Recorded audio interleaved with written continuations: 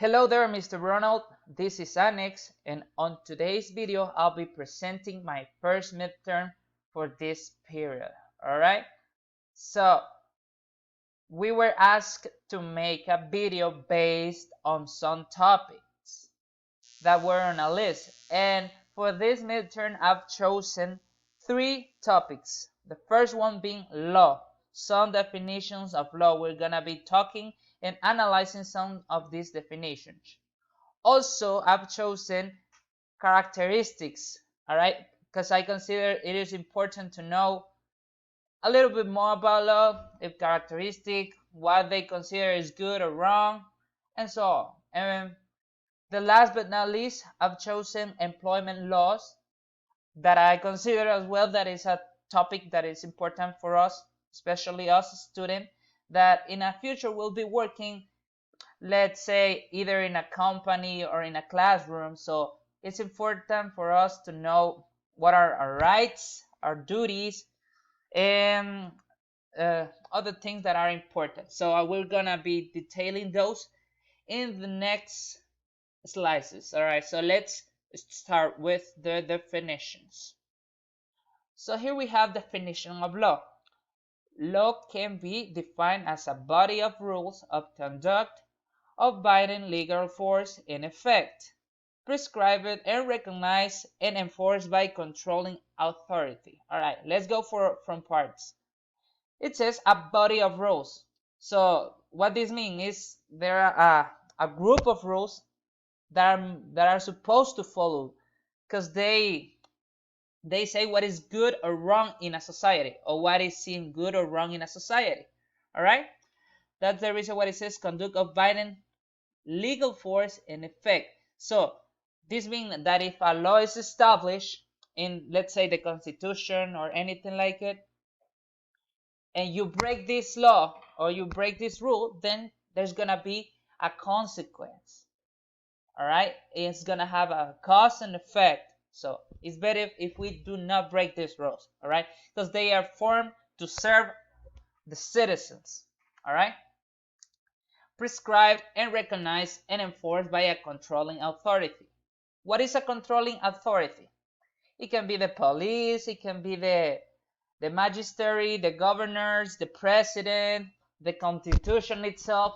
So all of these are the means in which the law works from. All right, so based on this, the law works. All right, now let's look at another definition that I think it's in simple words. All right, so it says like this: law is a set of rules decided by a particular state meant for the purpose of keeping the peace and security of the society.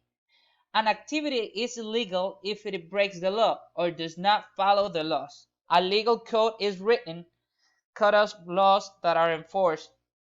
This may deal with things like police, courts, or punishment. All right. So now that it's clear, let's move on to the characteristics. All right. All right. So I want to mention something else. So the definition of law is gonna depend in where you are, where you develop as a society, how old are you, and all of these details, because the laws are not the same in here than in United States, or let's say Australia, Europe. So it's gonna be changing. So it's not the same law for everyone.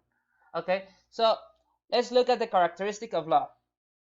All right, it is imposed by the government based on authority power. Okay, we discussed that already. Violation of law is a punishable offense. We talked about that too. Laws should be spelled out clearly and concisely. Okay, this is a topic, a situation that is worth to discuss, because if a law or rule on the Constitution is not well written, or it doesn't specify the crime exactly as it is, you can appeal against this law and you can be free, you can have and defend your rights, because you also have rights in the eyes of the law. So it's important that the laws are well written and spelled out clearly, so there's no doubt about it. All right, let's continue with the next one. Laws are enforced with the objective of controlling man's external behavior and action. So we cannot control what others people do, but like we can set the rules so they have like guidance in how to behave or how not to behave. All right, laws should be enforced for general social welfare. Exactly what I was that's what I was saying. Is for the well-being of everyone. Law changes according to the changing social needs and desires. That is correct. Okay, so the law must be changing. All right, so let's remember what was illegal 20 years ago now is acceptable and well seen by the society. Like in some places, like smoking weed, marijuana, it's legal now. Think that, I don't know, 10 years ago you will go to jail for at least 5 to 10 years for that crime. Now it is not a crime.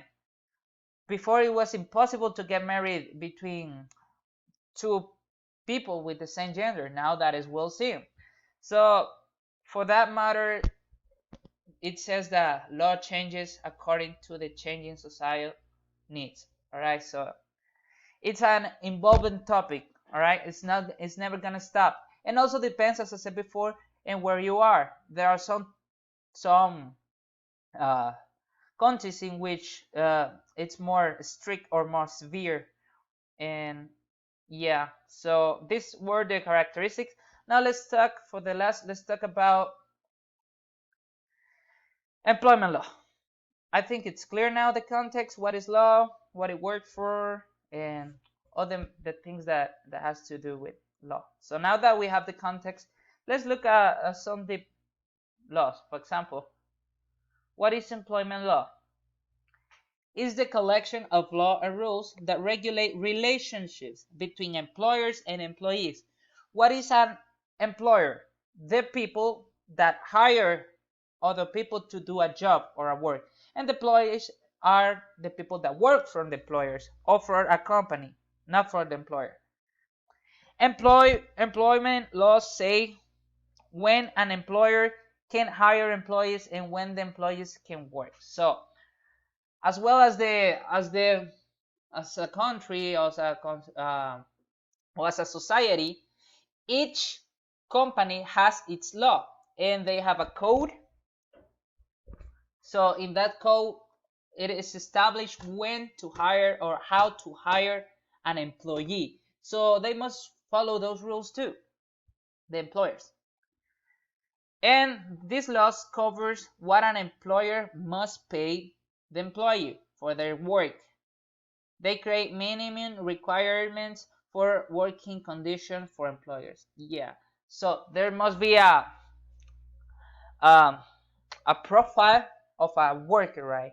So we're looking for this characteristic on an employee, that he must be loyal, he must be respectful, he must have some degree or something like that. And if you can do all that is asked on the code, then you're gonna get the job. But if they don't give you the job, let's say because other people have blue collar or anything like that, you can appeal to that. You can demand the company or the employer, and you will get your job. All right. So some main laws on employment would be minimum wage laws. So in this type of laws, what is established is how much money should an employee make per, let's say, hour, month, or job or project or anything like it. So it's gonna depend where you work. Because if you work in, let's say, San Salvador, then the wages are gonna be a little bit more higher than if you were working on, I don't know, let's say a village or something like that. Overtime overtime pay. So there's a set of hours in which you're supposed to work. Let's say generally are from 7 to 3 p.m. 8 hours. But in some cases, the company asks you to work extra hours. So this rule established that if you work those extra hours, then they have to pay you those hours. I don't know if it is well apply in this country, but in United States, it sure it is. All right.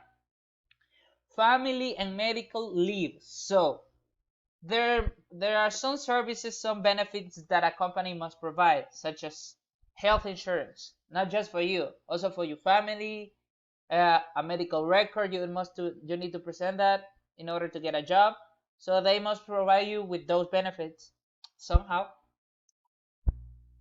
Collective bargain. So you can bargain with your boss about an increase in your payment, or some facilities. I know in some places they give you coupons, and they give you a lot of things. So you can bargain with these things, and you can make your gains, your your